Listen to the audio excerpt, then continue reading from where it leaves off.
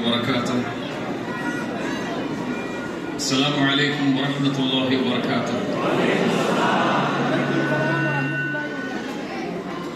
الحمد لله رب العالمين والصلاة والسلام على أشرف الأنبياء والمرسلين نبينا محمد وعلى آله وأصحابه ومن تبعهم بإحسان إلى يوم الدين.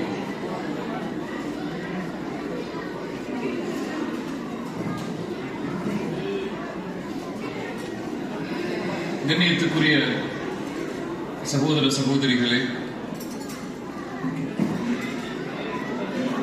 இது என்னுடைய சபை அல்ல.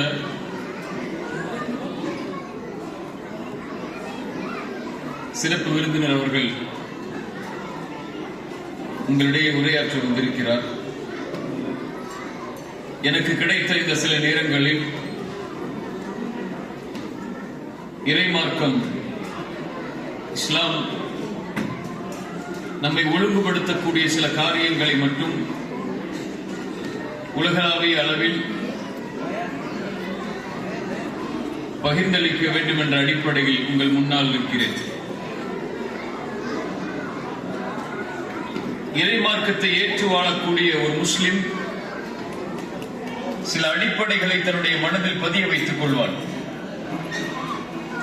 அதில் முதலாவது அடிப்படை இஸ்லாம் என்ற அடிப்படையை அவன் பதிய வைப்பான் தன்னுடைய மனதில். இஸ்லாம் என்றால் 5 கடமைகளை உள்ளடக்கியது என்ற அடிப்படையை பதிய வைத்திருப்பான்.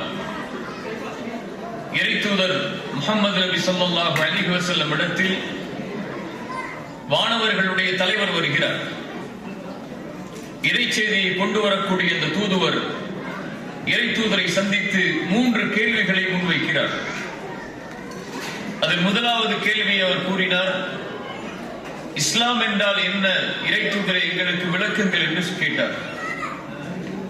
இறை தூதர் ஸல்லல்லாஹு அலைஹி வஸல்லம் சொன்னார்கள், இஸ்லாம் என்பது வணங்க தகுதியான இறைவன் ஒருவனை தவிர வேறு யாரும் இல்லை என்றும் முஹம்மது நபியாகிய நான் இறை தூதராகிறேன் என்று சாட்சி கூறுவது, தொழுகை நிலைநாட்டுவது, ஜகாத்தை கொடுப்பது, ரமதான் மாதத்திலே நோன்பை நோற்பது, ஹஜ்ஜுடைய மாதத்திலே உடலாலும் செல்வத்தாலும் சக்தி பெற்றிருந்தால் ஹஜ்ஜுடைய கடமையை நிறைவேற்றுவது என்று சொன்னார்கள். வந்த தூதுவர் சொன்னார், உண்மையைத்தான் சொன்னீர்கள் என்று.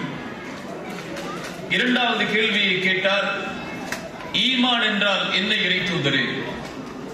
இறை தூதர் சொன்னார்கள், ஈமான் என்பது படைத்த இறைவன் மீது நம்பிக்கை கொள்வது, அவன் அனுப்பிய தூதர்கள் மீது நம்பிக்கை கொள்வது, அந்த தூதர்களுக்கு கொடுக்கப்பட்ட வேதங்கள் மீது நம்பிக்கை கொள்வது, மலக்குகள் வானவர்களை நம்பிக்கை கொள்வது, மறுமை நாள் என்று மரணித்ததற்கு பிறகு ஒரு நாள் ஏற்படும் என்பதை நம்பிக்கை கொள்வது, நன்மை தீமைகள் அனைத்தும் இறைவன் புறத்திலிருந்துதான் வருகிறது என்ற விதியை நம்பிக்கை கொள்வது என்ற 6 அடிப்படைகளை சொன்னார்கள்.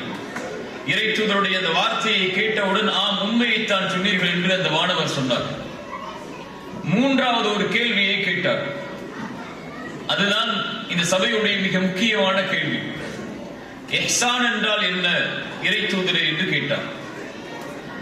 இறை தூதர் அந்த வானவருக்கும் அங்கே குழுமி இருந்த அந்த இறை தூதரை ஏற்று வாழ்ந்து கொண்டிருந்த நபித்தோழர்களுக்கும் இஹ்சான் என்றால் என்ன என்ற ஒரு வார்த்தையை இறை தூதர் சொன்னார்கள். இஹ்சான் என்பது படைத்த இறைவனை வணங்குவது. எப்படி வணங்குவது? அவனை பார்ப்பதை போல் வணங்குவது. நம்மால் அவனை பார்க்க முடியாவிட்டாலும் இறைவன் நம்மை பார்த்துக் கொண்டிருக்கிறான் என்ற எண்ணத்தோடு அவனை வணங்குவது என்று சொன்னார்கள். இறைவனை வணங்குதல், அவனை உங்களால் பார்க்க முடியாது. இறைவனை உங்களால் பார்க்க முடியாவிட்டாலும் உங்களுடைய இந்த வாழ்க்கையில் இறைவன் உங்களை பார்த்துக் கொண்டிருக்கிறான் என்று அவனை வணங்குவதுதான் இஹ்சான் என்று இறை தூதர் ஸல்லல்லாஹு அலைஹி வஸல்லம் வந்த வானவருக்கு சொன்னார்கள். இறைவனை வணங்கக்கூடிய ஒரு மனிதன் தன்னுடைய மனதில் பதிய வைக்கக்கூடிய முதல் பதில் அதுதான். இறைவன் என்னை பார்க்கிறான், அவனுடைய கண்காணிப்பில் நான் இருக்கிறேன், சதா நேரமும் அவன் என்னை கண்காணித்துக் கொண்டிருக்கிறான், நான் அவனை பார்க்காவிட்டாலும் அவன் என்னை பார்த்துக் கொண்டிருக்கிறான். அவனை வணங்குவதில், அவனுக்கு செய்ய வேண்டிய கடமைகளில், அவனுடைய மனிதர்களுக்கு செய்ய வேண்டிய கடமைகளிலும் கூட இறைவன் என்னை கண்காணித்துக் கொண்டிருக்கிறான் என்பதுதான் இஹ்சான். இஹ்சானை இஸ்லாமிய வழக்கத்தில் இன்னொன்றும் சொல்லுவார்கள். இஹ்சான் இறைவனோடு மட்டும் நடந்து கொள்ளக்கூடிய செயல் அல்ல. இஹ்சான் மனிதர்களோடும் ஒரு முஸ்லிம் நடந்து கொள்ள வேண்டிய செயல். வஹ்சினு, இறைவன் சொல்கிறான் இறைமறையில், வஹ்சினு, இஹ்சானை கடைபிடியுங்கள்.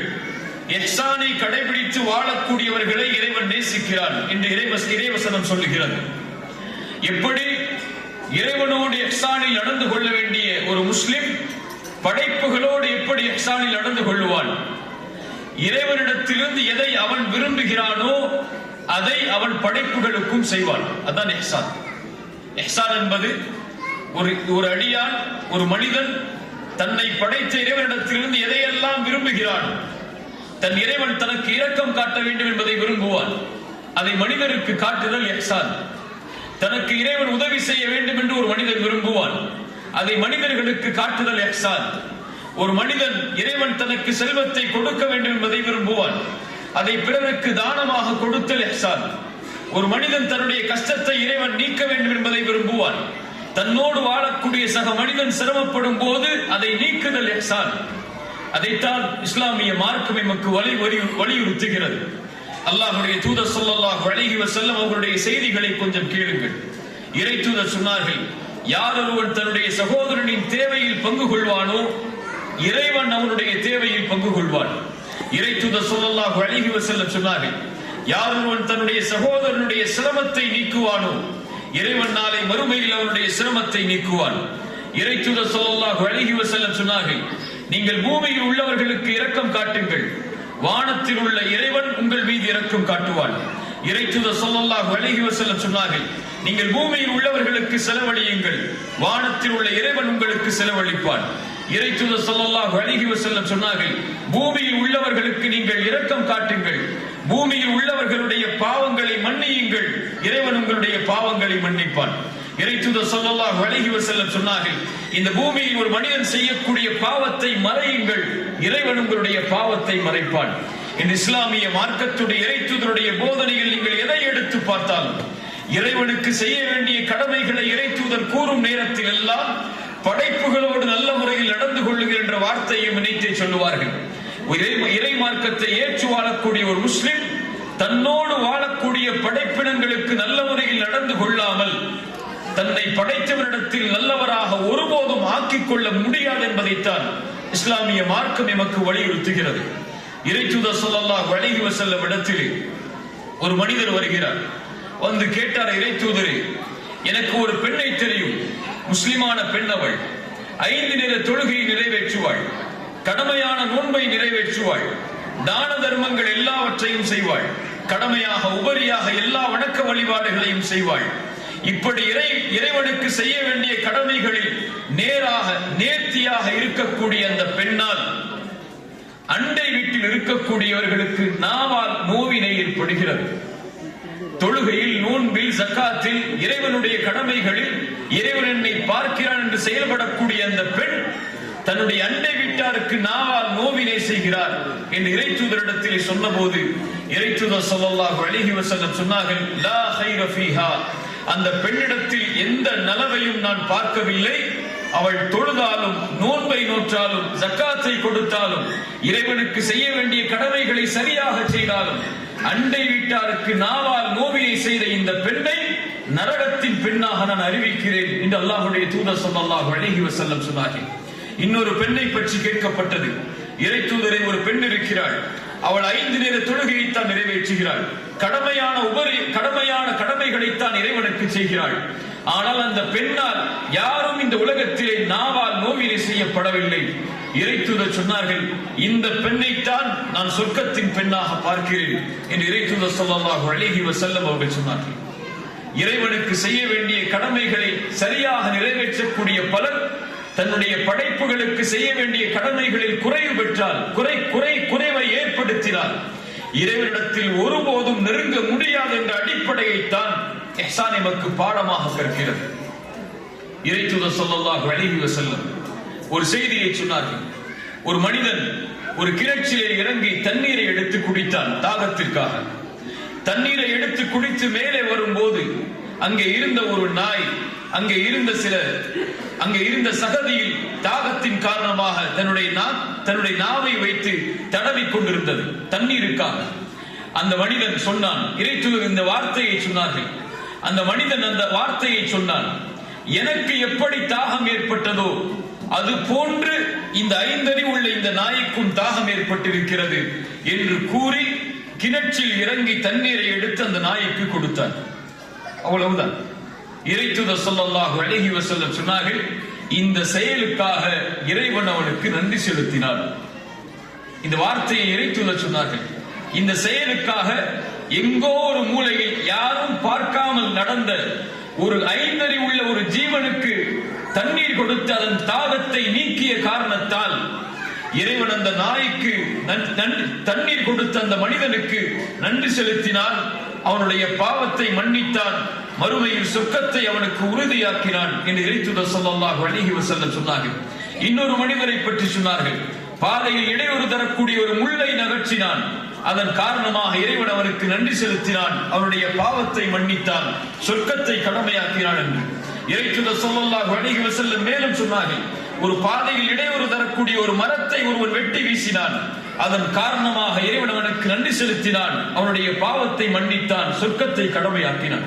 யோசித்து பாருங்கள், ஒரு ஐந்தறிவுள்ள தனக்கு இடையூறு தரக்கூடிய உயிரற்ற உயிருள்ள ஒரு பொருள்களுக்கு உதவி செய்த காரணத்தால் மனிதர்களுக்கு தீங்கு தராமல் இறைவன் அவர்களை நன்றி செலுத்துகிறான், இறைவன் அவருடைய பாவங்களை மன்னிக்கிறான், சொர்க்கத்தை கொடுக்கிறான் என்றால் நம்மோடு வாழக்கூடிய சக மனிதர்களுக்கு இரக்கம் காட்டினார், நம்மோடு வாழக்கூடிய சக மனிதர்களுக்கு அன்பு காட்டினார், நம்மோடு வாழக்கூடிய சக மனிதர்களுக்கு நாம் உதவி செய்தால், அவர்களுடைய கஷ்டத்தை நீக்கினால் இறைவனுடைய பார்வையில் நாம் எவ்வளவு உயர்த்தப்படுவோம் என்பதை கொஞ்சம் நினைத்து பாருங்கள்.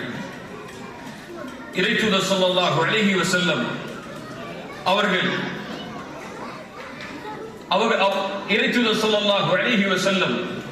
சொன்னார்கள், இந்த உலகத்திலே மனிதர்களுக்கு இரக்கம் காட்டுங்கள், வானத்தில் உள்ள இறைவன் உங்கள் மீது இரக்கம் காட்டுவார்.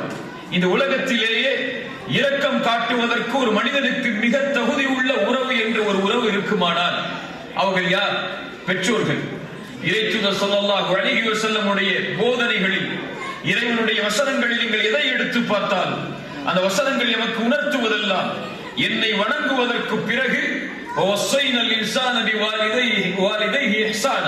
உங்களுடைய பெற்றோர்களிடத்தில் நீங்கள் நல்ல முறையில் நடந்து கொள்ளுங்கள் என்பதைத்தான் சொல்லுகிறது.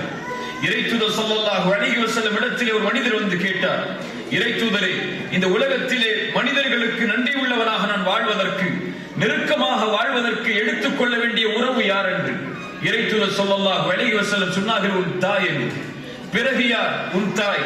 பிறகு யார்? உன் தாய். பிறகு யார்? உன் தந்தை என்று இறைத்தூதர் ஸல்லல்லாஹு அலைஹி வஸல்லம் அவர்கள் சொன்னார்கள். தந்தை தாய் உயிரோடு இருக்கும் போது, ஏன் அவர்கள் மரணித்ததற்கு பிறகும் கூட அவர்களிடத்திலே நல்ல முறையில் நடந்து கொள்ள வேண்டும் என்பதை இஸ்லாம் எமக்கு பாடமாக புகட்டுகிறது. இறைத்தூதர் ஸல்லல்லாஹு அலைஹி வஸல்லம் இடத்திலே ஒரு மனிதர் வந்து கேட்டார், என் தந்தை தாய் மரணித்து விட்டார்கள், அவர்கள் மரணத்திற்கு பிறகும் அவர்களோடு நான் நல்ல முறையில் நடந்து கொள்ள வேண்டும் என்று ஆசைப்படுகிறேன், அதற்கு வழி உள்ளதா? இறைத்தூதர் ஸல்லல்லாஹு அலைஹி வஸல்லம் அவர்கள் சொன்னார்கள், ஆம், அவர்களுக்காக நீ பிரார்த்தனை செய்யலாம், அவர்களுக்காக நீ பாவ மன்னிப்பை கேட்கலாம், அவர்கள் ஏதாவது வாக்குறுதியை நிறைவேற்றுமாறு கூறியிருந்தால் அதை நிறைவேற்றலாம், அவர்களால் ஏற்பட்ட உறவுகளை நீ சேர்த்து வாழலாம் என்று கூறிவிட்டு ஒரு வார்த்தையை சொன்னார்கள். இதையெல்லாம் நாம் இந்த உலகத்திலே சிந்தித்திருக்கவே மாட்டோம்.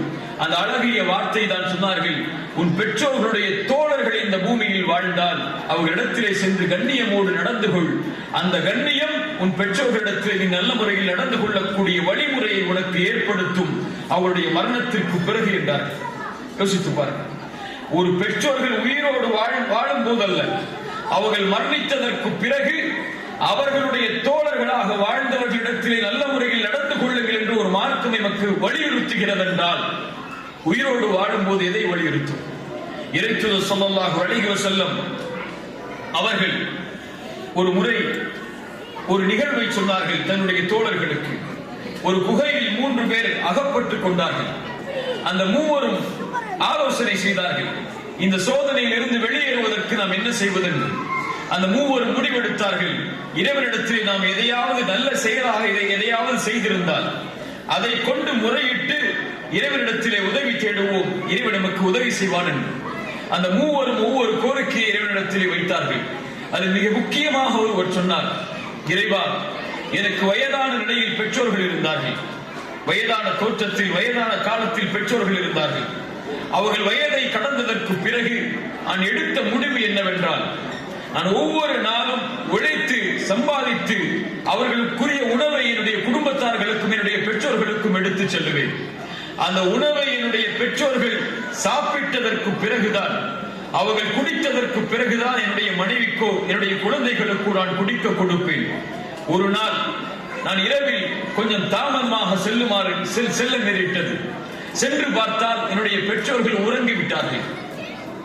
என்னுடைய குழந்தைகள் பசியால் வாடிக்கொண்டிருந்தார்கள், மனைவி பசியால் வாடிக்கொண்டிருந்தார்கள். ஆனால் என்னுடைய உறுதி, என்னுடைய பெற்றோர்கள் சாப்பிடாமல் என்னுடைய பிள்ளைகளுக்கும் மனைவிக்கும் கொடுக்க கூடாது என்பது. என் பிள்ளைகள் பசியால் கதறக்கூடிய அந்த சத்தத்தை நான் கேட்டேன். என்னுடைய மனைவி பசியால் வாடக்கூடிய அந்த காட்சியை பார்த்தேன். இருந்தாலும் என்னுடைய பெற்றோர்கள் என் பெற்றோர்களுக்கு கொடுக்காமல் அவர்களுக்கு கொடுக்க கூடாது என்பதற்காக என் பெற்றோர்களுடைய தலைமாட்டின் அருகிலேயே உறக்கத்தில் கூட அவர்களுக்கு தொந்தரவு கொடுக்காமல் அமர்ந்திருந்தேன். இதே வார்த்தை இறைத்தூதர் சொன்னார்கள். உறக்கத்தில் கூட அவர்களுக்கு தொந்தரவு கொடுக்காமல் அவர்களுக்கு அருகிலே அமர்ந்திருந்து காலை விடியல் வந்தவுடன் அவர்கள் எழுந்தார்கள். அவர்களுக்கு உணவை கொடுத்தேன். அதற்கு பிறகுதான் என்னுடைய மனைவிக்கும் என்னுடைய குழந்தைகளுக்கும் கொடுத்தேன். இறைவா, என்னுடைய பெற்றோரிடத்தில் நான் நடந்து கொண்ட இந்த நல்ல முறை உனக்கு ஏற்புடையதாக இருந்தால் இந்த சோதனையில் இருந்து என்னை வெளியாக்கி என்றார்கள். இறைவன் அந்த குகையுடைய வாசலை அந்த நேரத்தில் திறந்தான் என்று இறைத்தூதர் ஸல்லல்லாஹு அலைஹி வஸல்லம் அவர்கள் சொன்னார்.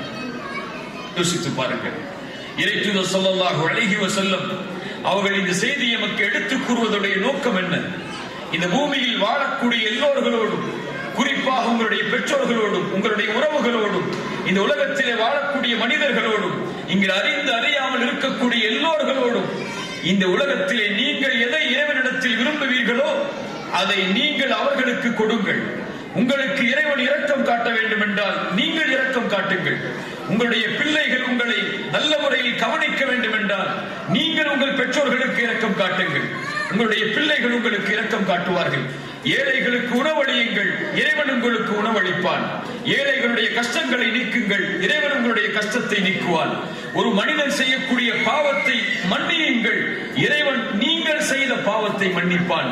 இந்த இறைத்தூதர் ஸல்லல்லாஹு அலைஹி வஸல்லம் இறைத்து சொன்னதுடைய அடிப்படையே இந்த உலகத்திலே வாழக்கூடிய சக மனிதர்கள் மீது உங்களுடைய பார்வையை வைத்து அவர்களிடத்திலே நீங்கள் எப்படி இறைவன் உங்களோடு நடந்து கொள்ள வேண்டும் என்று விரும்புகிறீர்களோ அந்த முறையில் இஹ்சானோடு நடந்து கொள்ளுங்கள். இறைவன் உங்களை நேசிப்பான், விரும்புவான் என்பதைத்தான் இறைத்தூதர் ஸல்லல்லாஹு அலைஹி வஸல்லம் நமக்கு இதை பாடமாக கற்பித்தார்கள். இறைத்தூதர் ஸல்லல்லாஹு அலைஹி வஸல்லமுடைய பார்வை இந்த உலகத்திலே அவர்களோடு வாழ்ந்த, அவர்கள் அறிந்த அறியாத, அவர்களுக்கு வேலை செய்த, அவர்களுக்கு பணிவிடை செய்த எல்லோர்கள் மீதும் பறந்திருந்தது இந்த இரக்க குணம். இறைத்தூதர் ஸல்லல்லாஹு அலைஹி வஸல்லம் அவர்களுடைய பள்ளிவாசலில் ஒருவர் எப்போதும் தன்னுடைய குழந்தையை அழைத்து தொழுகை நடத்த வருவார், தொழுகைக்காக வருவார். இறைத்தூதர் ஸல்லல்லாஹு அலைஹி வஸல்லம் அந்த குழந்தையோடு விளையாடி இருக்கிறார்கள். ஒரு நாள், 2 நாள், 3 நாள் அந்த மனிதரையும் அந்த குழந்தையையும் பள்ளிவாசலிலே பார்க்க முடியவில்லை. இறைத்தூதர் கேட்டார்கள், எங்கே அந்த மனிதர், ஏன் அவரை பார்க்க முடியவில்லை? இறைத்தூதர் ஸல்லல்லாஹு அலைஹி வஸல்லம் இடத்திலே சொல்லப்பட்டது, இறைத்தூதரே, அந்த குழந்தை இறந்து விட்டது, அதனால் அவர் கவலையில் வாடிக்கொண்டிருக்கிறார், பள்ளிக்கு வராமல். உடனடியாக தன்னுடைய தோழர்களை அழைத்து அவருடைய வீட்டிற்கு இறைத்தூதர் ஸல்லல்லாஹு அலைஹி வஸல்லம் சென்றார்கள். அவருடைய கவலையை பார்த்தார்கள். பார்த்து கேட்டார்கள், தோழரே, நீ கவலை அடைகிறாயா? அந்த குழந்தையை நீ நேசித்தாயா? ஆம் இறைத்தூதரே, அவரின் மீது நான் அதிகம் நேசம் வைத்திருந்தேன், ஆனால் அவர் மரணித்து விட்டார். கவலை கொள்ளாதே, நீ எப்படி அவரை நேசித்தாயோ அது போன்று இறைவனும் உன்னை நேசிப்பான். அந்த குழந்தை நாளை மறுமையில் சொர்க்கத்தில் எல்லா வாசல்கள் வழியாகவும் அழைக்கப்படுவதை நீ விரும்புகிறாயா என்று கேட்டார்கள். அவர் ஒரு ஏழை நபித்தோழர். அவருடைய வீட்டில் அமர்ந்த இறைத்தூதர் இந்த வார்த்தையை கேட்டார்கள், நாளை மறுமையில் சொர்க்கத்தில் எல்லா வாசல்கள் வழியாகவும் அவர் அழைக்கப்படுவதை விரும்புகிறாயா? ஆம் இறை தூதரே சொன்னார்கள், உன் குழந்தை நாளை வறுமையில் சொர்க்கத்தின் எல்லா வாசல் வழியாகவும் அழைக்கப்படுவார், அதனால் அதை பற்றி கவலை கொள்ளாது என்று அவருடைய கவலையை நீக்கிறார்கள். இறை தூதருக்கு பணிவிடை செய்த இறை தூதருடைய பள்ளிவாசலை சுத்தப்படுத்திய ஒரு பெண், வயதான ஒரு பெண் திடீரென்று பள்ளிக்கு வருவதிலிருந்து தாமதமாகிறது. இறை தூதர் கேட்டார்கள், எங்கே அந்த பெண்? இறை தூதரை அந்த பெண் மரணித்து விட்டார்கள். பள்ளிவாசலில் வேலை செய்யக்கூடிய ஒரு பெண். இறை தூதர் சொன்னார்கள், என்னை நீங்கள் ஏவி இருக்கக்கூடாதா? எனக்கு நீங்கள் கட்டளையிட்டு இருக்கக்கூடாதா? அந்த பெண்ணை நான் மரணித்ததற்கு பிறகு அவருடைய ஜனாசாவை சந்திப்பதற்கு என்று கூறி அவருடைய கபருக்கு இறை தூதர் சென்றார்கள். சென்று அந்த பெண்ணுக்காக பிரார்த்தனை செய்தார்கள். அந்த பெண்ணுடைய மறுமை வாழ்க்கைக்குரிய உறுதியை அந்த நேரத்தில் கொடுத்தார்கள். அந்த கபருக்கு முன்னால் இருந்து இதுவெல்லாம் சொல்லப்படுவதுடைய நோக்கம், இந்த உலகத்திலே நான் மட்டும் மகிழ்வோடு இல்லாமல், தன்னுடைய குடும்பத்தார்கள் மட்டும் மகிழ்வோடு இல்லாமல், தன்னோடு வாழக்கூடிய உலகத்தில் எல்லா மனிதர்களும் நலமுற வாழ வேண்டும். நான் எப்படி வாழ்கிறேனோ அது போல, அல்லது என் மீது எப்படி இறைவன் இரக்கம் காட்ட வேண்டும், அருள் செய்ய வேண்டும், பாவங்களை மன்னிக்க வேண்டும், பாவங்களை மறைக்க வேண்டும், உதவி செய்ய வேண்டும் கஷ்டத்தில் சிரமத்தில் என்று நாடுகிறேனோ, இதை பிற மனிதர்களுக்கும் சக மனிதர்களுக்கும் யார் ஒருவன் செய்வானோ, இந்த உலகத்திலே படைப்புகளுக்கு இரக்கம் காட்டக்கூடியவனுக்கு, படைப்புகளுக்கு உதவி செய்யக்கூடியவனுக்கு இறைவன் அவர்களோடு இருப்பான் என்று இறை தூதர் ஸல்லல்லாஹு அலைஹி வஸல்லம் நமக்கு எடுத்து சொன்னார்கள். இந்த ஒரு உபதேசத்தை, அறிவுரையை எனக்கும் உங்களுக்கும் எடுத்துக்கொண்டவனாக அக்கூலு கௌலி ஹாதா அஸ்தக்ஃபிருல்லாஹ லீ வ லக்கும். அஸ்ஸலாமு அலைக்கும் வ ரஹ்மத்துல்லாஹ்.